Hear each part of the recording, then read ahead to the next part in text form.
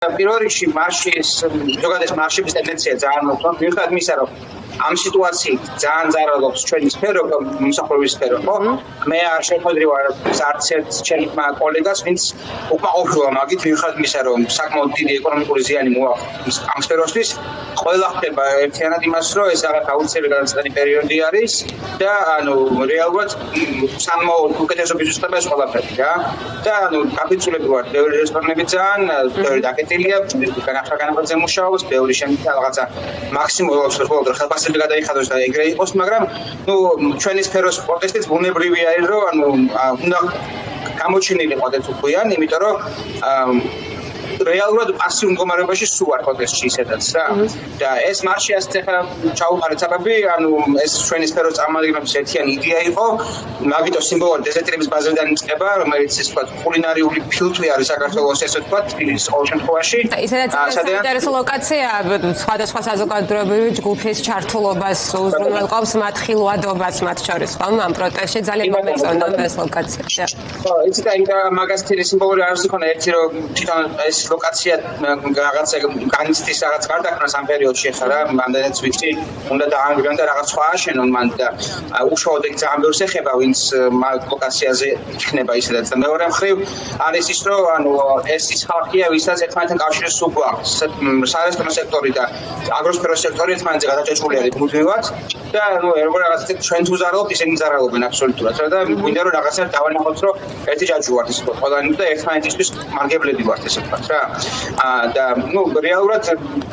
ერთი კი თავი გასახადი ჩემთვის არის რომ ეხლა ამდენი მარში ამდენი პროტესტი რო არის რესტორნებში ხალხი ვარ დადის არის ძალიან სასიამოვნო იმიტომ რომ ესე იგი ყველა ხარჯობიზნარიანი ადეკვატური ადამიანი ისე ვთქვათ არავის არ ცხადა რესტორნისთვის რა უცნაური შექმნება ძალიან რომ არ მუშაობთ მაგრამ ვიხარია ამიტომ რა ქვია ძალიან უკეთესის ნიშანია ვიდრე ის რომ ადამიანს არ ადარდებდეთ ხოლმე სამომავლოდ რაც უნდა მოხდეს ხო არავის არ ცხელა გართობა ჭამას მისთვის და იქ ძალიან ვიხარია და მაგალითად ჩვენი მოვალეობა როგორც ის ხალხი ვინც ხავს ჩვენ ყველაზე მშვიდობიანი სექტორია ალბათ რა დაბეთ მომსახურების სფერო არის ძალიან ეგალიტარიული ძალიან ყველაზე მომსახურები ხომ მაქსიმალურად და დისკრიმინაციას არ ვაკეთებთ ხოლმე არასდროს რა და ის ფაქტი რომ ყველაზე მშვიდობიანი სექტორიც კი ავტომატურად ერთვება ამ საქმეში ჩემთვის ძალიან გასახარია ცოტა დავაგვიანდა მაგრამ ჯობია გვიანობიდე არასდროს ნამდვილად კი ბატონო ხელისუფლების მხრიდან მათ მოქმედებებზეც ვთქვათ ალბათ ერთი-ორი სიტყვა იგუშინ იყო ძალიან თვალსაჩინო შემთხვევა ნაწილსხის ანთების დაგეგმილი პროვოკაციის არ ვიცი სხვა რა შეიძლება ამას უწოდოთ რომელიც ყველაზე დამეწონა ის ამბავი რომ ბევრი ადამიანის კომენტარი ვნახე ვინც ჩვენმა ფსევდოხელისუფლებამ მოიყვანა იქ და იყო აღშფოთება რომ რატო გამოგვიყვანეს საერთოდ თვითონ თუ იცოდნენ რატო თუ არ იყო სიმშვიდეო, მაშინ რატო გამოგვიყენესო ხო ჩვენ და ეგ მიხარია რომ ნელა ხედავს მათი ამორჩეველიც კი რომ იყენებენ მათ კეთილდღეობას რაღაც თავის ბიზნესისთვის რა და ადრე თუ გვიან ეს მეტი ხანი გაიწელება ეს ყველაფერი მეტი ადამიანი დაინახავს რომ რეალურად როდესაც ჩვენი ფსევდომთავრობა ან არალეგიტიმური მთავრობა რომ გამოიყენოს ინსტრუმენტებად რაღაც არასაჭირო დესტაბილიზაციისთვის და ეს ყველა მარში, ყველა აქცია არის სრულყოფილი მშვიდობიანი, არავის არ უნდა არანაირი კონფლიქტი არ უნდა,